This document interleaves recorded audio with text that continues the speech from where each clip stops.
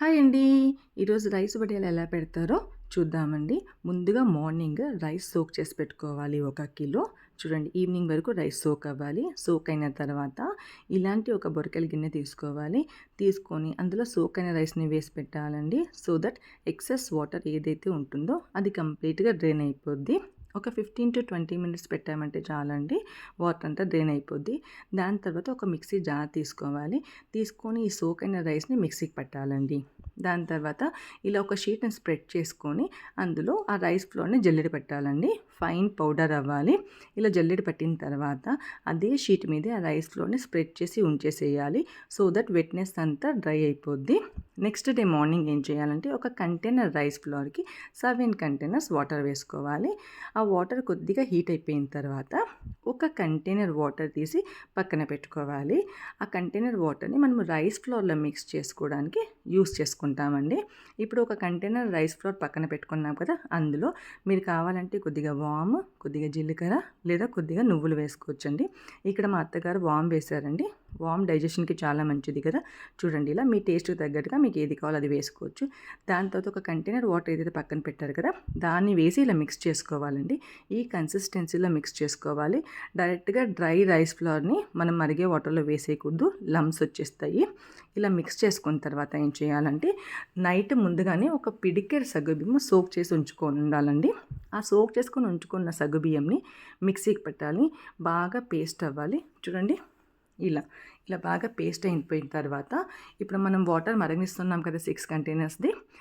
వాటర్‌లోన ఈ పేస్ట్‌ని వేయాలండి. వేసి ముందుగా బాగా ఇలా గరిటె తిప్పేసి బాయిలింగ్ స్టేజ్ వరకు తీసుకొని రావాలండి. అలా బాయిల్ అవుతున్నప్పుడు మనం రైస్ ఫ్లోర్‌ని వేసి ఇలా గరిటె తిప్పుతూ వేసుకోవాలండి. ఎక్కడ కూడా గరిటె తిప్పడం ఆపకూడదు. మీరు ఆపాడంటే కింద మాడిపోద్ది. మాడిపోతే వడియాల టేస్ట్ కంప్లీట్‌గా చేంజ్ అయిపోతుంది. ఇలా గరిటె తిప్పుతూ వేసుకోవాలండి. కొద్దిగా గట్టి పడే వరకు మరీ ఎక్కువ గట్టిగా చేసేసుకోకండి. వడియాలు వస్తాయి.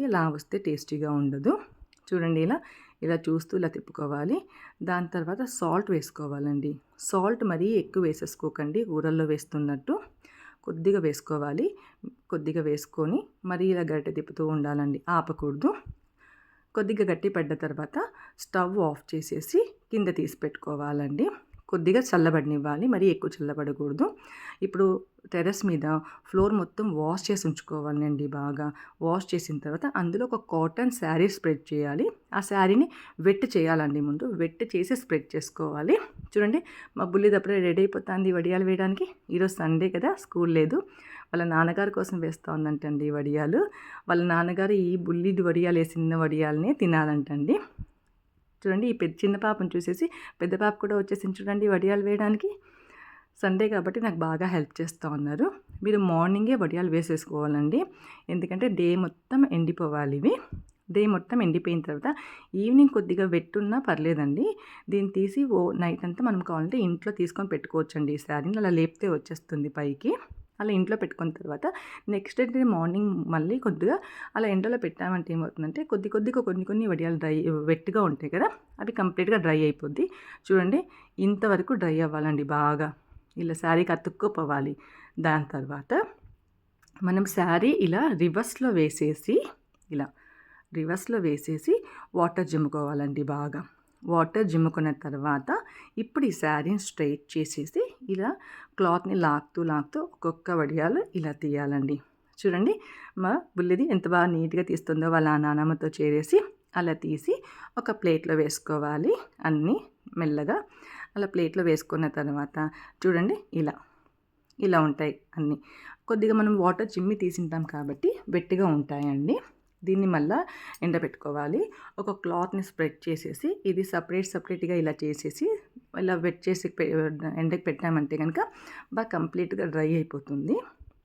చూడండి ఇలా కంప్లీట్గా డ్రై అయిపోయిన తర్వాత అప్పుడు ప్లేట్లోకి తీసుకొని చూడండి ఎంత నీట్గా డ్రై అయిపోయింది కదా.